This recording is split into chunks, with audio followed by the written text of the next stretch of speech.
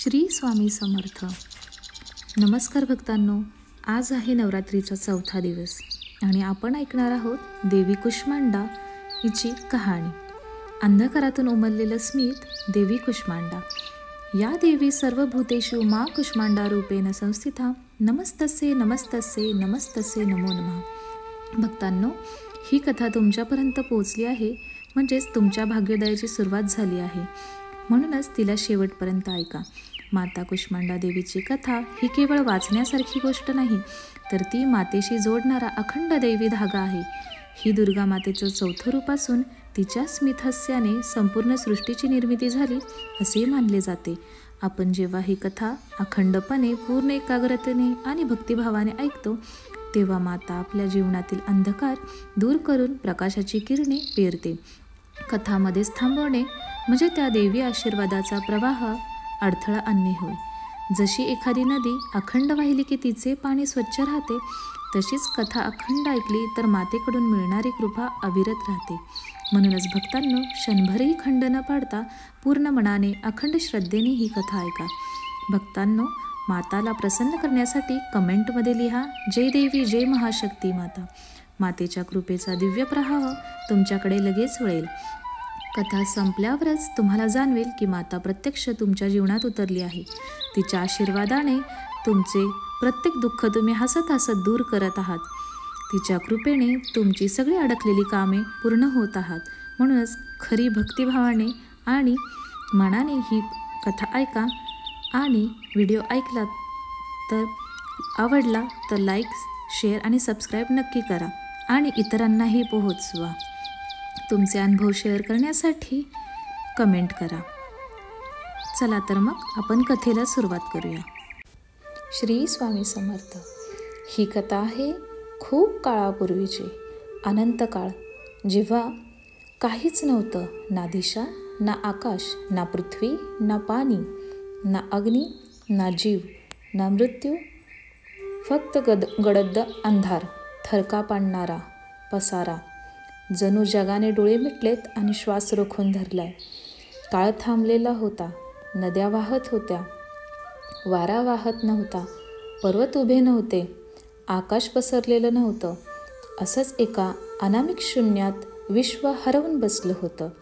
आणि मग त्या अंधाराच्या गर्भातून एक सूक्ष्म कंपन उमटला. सुरुवातीला हलकासा, नंतर हळूहळू वाढत गेला. जणू कोणी पहिल्यांदा दीर्घ श्वास घेतला. त्या श्वासासोबत नाद उमटला आणि त्या नादातून तेजाचा अंकुर फुटला. तेज वाढत गेलं. थोड्या वेळात संपूर्ण शून्य दिपवून टाकलं गेलं आणि त्या तेजाच्या मध्यातून प्रकटली एक दिव्य स्त्री. हास्यमुख, तेजस्वी, सौंदर्य आणि सामर्थ्याने अद्वितीय. तिचं स्मित अंधाराला फाडून टाकणारं आणि तिचा प्रकाश डोळे दिपवून टाकणारा. तीच होती आदिशक्ती, जी पुढे कुष्मांडा माता म्हणून ओळखली गेली. तिच्या हळुवार स्मितातून एक छोटा अग्निबिंदू उमटला. तो क्षणार्धात वाढत गेला आणि तेजस्वी सूर्याचा जन्म झाला. त्या सूर्याच्या प्रकाशाने अंधार मागे हटला आणि पहिल्यांदा दिवस रात्र, दिशा, आकाश, पृथ्वी यांना आकार मिळाला. तिच्या श्वासातून वारा जन्मला. तिच्या दृष्टीकरणातून तारे चमकले. तिच्या करुणेने नद्या वाहू लागल्या. तिच्या हास्यातून वृक्ष, प्राणी आणि माणसं जन्मली. तिच्या उदरात संपूर्ण ब्रह्मांड सामावलेलं असल्याने तिला विश्वगर्भा म्हणतात आणि कुष्मांडा लहान स्मितातून ब्रह्मांड निर्माण करणारी म्हणून कुष्मांडा म्हणतात. तिचं स्वरूप विलक्षण होतं. सिंहावर आरूढ, 8 भुजा, प्रत्येकात वेगवेगळं आयुध. एका हातात कमंडलू, ज्ञानाचं प्रतीक, दुसऱ्या हातात धनुष्यबाण, संकट भेदणारं. तिच्यात कमळ, निर्मळतेचं चिन्ह. चौथ्यात गदा, बलाचं प्रतीक. 5व्यात चक्र, काळाचा प्रवाह. 6व्यात माळ, भक्तीचा आधार. 7व्यात अमृत कलश, अमरतत्वाचं स्तोत्र. आणि 8व्यात हातात संहारक शस्त्र. तिचं वर्ण सूर्याप्रमाणे तेजस्वी, पण दर्शनानंतर अंतकरणाला शीतलता देणारं. डोळ्यातून दिव्य प्रकाश, कपाळावर त्रिनेत्र आणि स्मितात विश्वाचं गूढ. तिच्या आगमनाने दिशांना रंग मिळाले, नावं मिळाली. आकाश निळे झाले, नद्या रुपेरी झाल्या, वाहू लागल्या. पृथ्वी हिरवीगार झाली आणि त्याच्यावरती जीव जन्माला आले. पर्वत काळसर झाले, सूर्य सुवर्ण झाला आणि तारकांची चादर रात्रभर पसरली. पण जिथे प्रकाश असतो तिथे सावलीही असते. काही काळानंतर या नव्या जगाच्या सावलीत जन्माला आला एक दुष्ट असुर. त्याचं नाव होतं धुंदासुर. डोंगरा एवढा विशालकाय, डोळे अंगासारखे लाल, आवाज गडगडाटासारखा, हातात प्रचंड गदा. त्याने कठोर तप करून वर मिळवला की त्याचा वध कोणताही देव, दानव किंवा मानवाच्या हातून होणार नाही. त्या वराच्या जोरावर तो अहंकारी झाला. त्याने स्वर्गावर आक्रमण करून देवांना हरवलं, ऋषींच्या यज्ञांना उद्ध्वस्त केलं, पृथ्वीवर भयाचं सावट पसरवलं. लोकाच्या अंतःकरणात सतत भीतीचे वातावरण. देव, ब्रह्मा, महेश हतबल झाले. वरामुळे त्यांचे हात बांधलेले होते, ते काहीही करू शकत नव्हते. तेव्हा देवांनी एकमुखाने आदिशक्तीला आळवले आणि माता कुष्मांडा प्रकट झाली. तिच्या आगमनाने रणभूमी हादरली. तिच्या नेत्रातून तेजाचा पूर ओसंडला आणि तिच्या स्मिताने रणांगण थरथरलं. धुंदासूर हसत म्हणाला, या श्रीरूपाने काय होणार माझे? पण माता स्मित करून म्हणाली, माझ्या स्मितातून जेव्हा ब्रह्मांड जन्मलं तेव्हा तुझा संहार करणं किती कठीण आहे मला. असं म्हणून तिने श्वास सोडला आणि त्या श्वासातून ज्वाला निघून हजारो असुर भट भस्म झाले. तिच्या नेत्रातून निघालेल्या किरणांनी असुरांची अस्त्रे वितळली. तिने चक्र फिरवलं तेव्हा रणांगणावर हजारो दैत्यांचा नाश झाला. सिंहाने उडी मारली आणि तिच्या करंगळीच्या स्पर्शाने धुंदासुराची छाती भेदली. तिच्या स्मितासोबत त्याचा जीव बाहेर पडला. त्या क्षणी आकाशात देवांचा जयघोष घुमला. जय कुष्मांडा माता, जय अष्टभुजा देवी. दिशा उजळल्या, पृथ्वी सुगंधाने दरवळली आणि लोक भयमुक्त झाली. पण मातेची करुणा इथेच थांबली नाही. एकेकाळी काशीनगरात विभूतीनाथ नावाचा गरीब माळकरी राहत असे. तो रोज गंगेच्या घाटावर फुले गोळा करून मातेच्या नावाने अर्पण करत असे. त्याच्याजवळ काही नव्हतं, पण तो मनोभावे देवीची पूजा आणि प्रार्थना करत असे.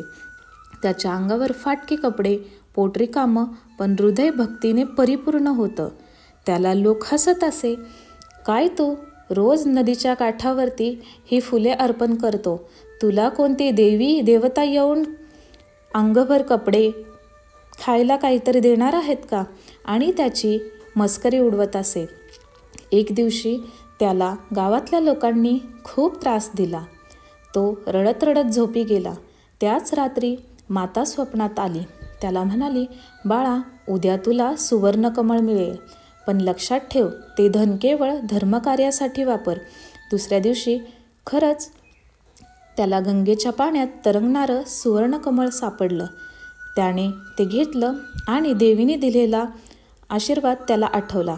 त्याने ते विकून मिळालेल्या धनाने गरीब, विधवा, अनाथ यांना मदत केली. अनाथांच्या मुलांना जेवायला घातलं, विधवांना आश्रय दिला, मंदिरे दुरुस्त केली, घाट स्वच्छ केले. नगरात आनंदी आनंद पसरला आणि समृद्धी फुलली. काही दिवसांनी हाच विभूतीनाथ राजा म्हणून त्या गावामध्ये मोठा झाला. या लोकांनी त्या घाटाला नंतर नाव दिलं कुष्मांडा तीर्थ. अशा रीतीने देवी फक्त संहारक नाही तर पालन करती आणि दीनदुबळ्यांची रक्षण करती झाली. तिच्या उपासनेने कोणतेही रोग नाहीसे होतात, मन शांत होते, आत्मबल वाढते, साधकाच्या हृदयातील अनाहत चक्र जागृत होते आणि जीवन प्रकाशमय होतं. म्हणून नवरात्रीच्या चतुर्थ दिवशी तिची पूजा केली जाते. भक्त तिला स्मरण करून म्हणतात, जय अष्टभुजा माते, जय कुष्मांडा माते. आणि त्या घोषाने अंधकार नष्ट होऊन भक्ताच्या जीवनात आनंदाचा उजेड पडतो. आपल्या भारतामध्ये उत्तर प्रदेश राज्यात कानपूर जिल्ह्यातील घाटमपूर येथे कुष्मांडा मातेचे मंदिर आहे असे म्हटले जाते. देवी कुष्मांडा ही देवी दुर्गेचा चौथं स्वरूप आहे. या मंदिरात तुम्हाला देवीच्या स्वरूपात न दिसता पिंडीच्या रूपात विराजमान आहे अशी दिसेल. म्हणजे मूर्ती नाही तर एक पिंडी स्वरूप आहे. या पिंडीपासून सतत पाणी रिसत असते असे म्हणतात आणि हा एक चमत्कारी गुण मानला जातो. लोकांची मान्यता आहे की हे पाणी विशेषतः डोळ्यांच्या रोगांना आराम देण्यासाठी उपयुक्त आहे. आणि अशा प्रकारे ही कुष्मांडा माता आपल्या सगळ्यांचं आयुष्य आनंदमय आणि परिपूर्ण करू आणि सगळ्यांच्या सगळ्या इच्छा पूर्ण करू हीच ईश्वरचरणी प्रार्थना. जय कुष्मांडे माते. कथा आवडली असल्यास लाईक, शेअर आणि सबस्क्राईब करा आणि कमेंट सेक्शनमध्ये जय कुष्मांडा माता लिहायला विसरू नका. तुमचे अनुभव शेअर करण्यासाठी कमेंट करा. श्री स्वामी समर्थ.